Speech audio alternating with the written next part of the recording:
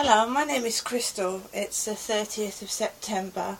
It's just after 20 past 8. I had a bad sleep last night. Yesterday I'd gone to that medical assessment at 1:30 at Bachelor Street.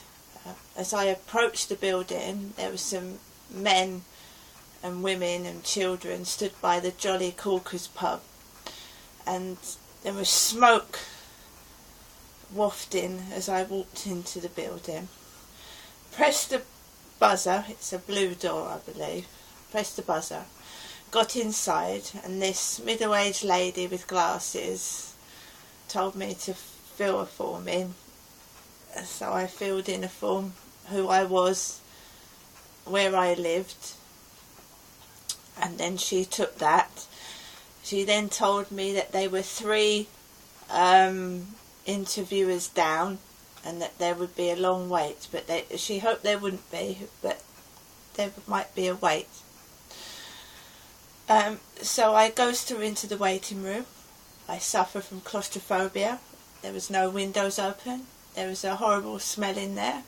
It certainly wasn't me, it was the building. It smelt musty and very hot and sticky. No windows were open. As I walked inside, to the right, the seats were full. They were full of women. I felt claustrophobic, so I didn't sit in them. I then went to the back, where there was one gentleman sat on the end, so I couldn't get on the end to feel like I was breathing. First of all, I was totally by myself at that end, and then a couple came in. This male was in a wheelchair and his big wife was pushing him. She had jeans on, like my mum wears. So I sat opposite the female. The wheelchair was there. He sounded to me like he was having breathing difficulty. They both had the latest smartphone when mine was basic. I was texting someone and they were asking me my sexual preferences and was I still looking for someone while I was in the building. So I had my phone out. Mine's basic, and they had 2 latest iPhones out and were laughing at pictures of some kind. So there was laughter emanating throughout the building, which makes me feel horrible. Then there was an Irish lady, kept talking and talking and talking, and it sounded like an episode of Father Ted. Go on, go on, go on! Go on, have another cup of tea. You remember Father Ted? Well, this Irish woman my son has had cancer, and she kept going on about cancer of the face and some other kind of forms of cancer. So there I was sat there, worried about my son Andy, and she was going on about this woman having half her face eaten off with cancer and that she needed a mask to put over her face. And I had to not put my earphones in so that I could hear my name being called. Otherwise I would have just put my earphones on and blocked it out, but it sounded like a horrific episode of Father Ted. The building itself inside was dirty. The doors were scratched. There was signs on the wall saying if you were violent to the staff you would be taken out and reported to the police, and you would get a criminal conviction. Yet it seemed to me that I was being provoked. There was a dirty bottle of Robinson's orange juice on the floor, and the woman opposite me just kept stuffing her face with crisps. And at one point she said to her bloke, "Have you just farted?" It was like I was in a room full of little children, not adults. It was terrible. Finally, this bespectacled young girl of about 20 came downstairs and said that I had to be interviewed upstairs, and it stated that I had a lump under my leg. So, but she did say I could request to be interviewed downstairs, but she took me upstairs anyway. I struggled with my breathing, and I walked up the stairs and I was sat down. I'd already waited nearly an hour. They were well over the appointment time, which is unacceptable to people that don't feel well. I was sat upstairs opposite the toilet with the male and female symbol on the door. A few scatty magazines, and I began to panic because it reminded me of being in a prison cell. So I got up and I had my phone near to my face. I was listening to music and going round and round, and the security guard came out. He went, "It's illegal."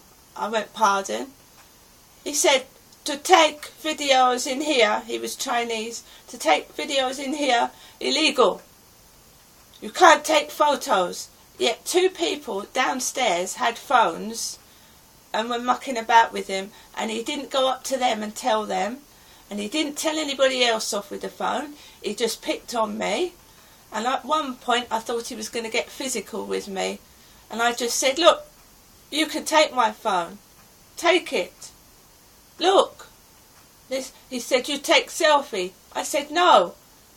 I'm 47 years old, and this Chinese security guard was treating me like I was a 16-year-old. And it was awful and terrible, and I had heart palpitations before I went into the interview room, and I thought I was going to collapse. But finally the girl comes out and she says to me, "I've got someone else in the room. I've got another lady in the room." So I was inquisitioned by 2 people. Which the older woman didn't inquisition me. She was just sat in the corner listening to what I was saying. I was in there for, it felt like an hour and a half, with no windows open, no water, and no form of escape, it felt like. And the questions, did I ever commit suicide? Did I feel that I want to? All about my depression, my anxiety, trying to get inside my head. I felt worse than when I went in. She was a girl. She had no experience of what I was going through and feeling. By the time I left, I was absolutely terrified. I told her that I was afraid to go out of my flat sometimes because of physical and sexual assault and all sorts of things. I went into huge detail. Later on, I came home by myself, struggled up the road, and I was in a state of panic because that security guard had shaken the shit out of me, to be honest with you. Came in, and my dad rang me up. Well, my mum phoned and said my dad wanted to speak to me, which resulted in a huge pile of mess in the flat that I was trying to sort something out basically and look for a telephone. So I turned the flat upside down, and it was all over the place. And later on, David buzzed the buzzer, and he'd have come up the stairs to the flat, and I was feeling a bit shitty, a bit upset, a bit scared, and the place was all scattered with stuff all over it. And he comes up and he's got this Nike bag, he's got what looks like a new coat on and a new pair of trousers and a pair of red trainers, and he says to me, "How are you? How was your birthday?" And I said, "Well, it wasn't that good, David. It was okay, but it wasn't that good." So some neighbours just said, "Hello, mate." So basically he came in slightly and said, "Be careful of the DVDs, because I've got some of his DVDs here." He said, "Be careful of the DVDs," which included Arthur and the Invisibles and Romeo and Juliet that I'm looking after. and he'd brought my Samsung Galaxy 2 back that was dead. I did a load of videos on that. There was no memory card. He said there was no photographs in your Samsung tablet, Mum. I said, and I knew that because I had the card with all my photos in. He said, and he'd wrenched the back off the Samsung Galaxy Tablet 2, he said, and showed me the battery inside. And I said to David, can I have my tablet back, please? He said, well, to have mended it was the cost £50. I said, I know, but can you give my tablet back, please? But you know what teenagers are like, don't you? He wants to hold on to it for a bit, so I'm letting him hold on to it for a bit. I said, where's my phone, David? He said, it's on my windowsill. I said, oh, okay. Which I've replaced my phone now. But when you live alone and you suffer from depression and all these blasted little bits and pieces build up, it makes you feel 10 times worse. And I just poured out my heart in that interview to that woman about what things upset me, and lo and behold, what I just told her in the interview started to happen in the evening, all over again. That Samsung Galaxy 2 cost me £200 second hand about 4 or 5 years ago. It's a long time ago now, but it's mine. And there's a dog barking now as well because I'm telling the truth. They're trying to make loud noises, slam doors, get dogs to bark to mask out my voice telling the truth. But my life is a pile of shit. I get bullied. And when David came up, there was 3 women out there, one with a dog, also surrounded in a corner, thinking me and David was going to have an argument. And nothing happened because my dad had calmed me down. I was looking for a phone, you see, and David come up and said that I was boring. It was boring in here. Later on in the evening, a man with learning disabilities from Birmingham phoned me and said that nobody liked him because he was boring. He'd lost all his friends because they said he was boring. And David had said it was boring in here when he left yesterday.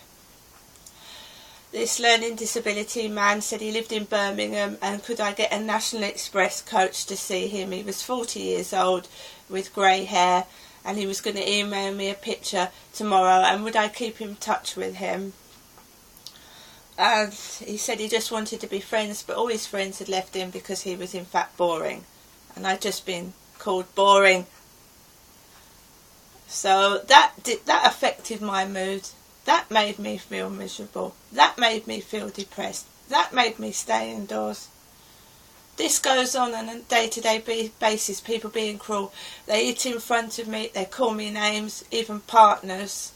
And here I am, I feel depressed, upset, I've been called names again, and I don't want to go out till later on if I can manage it.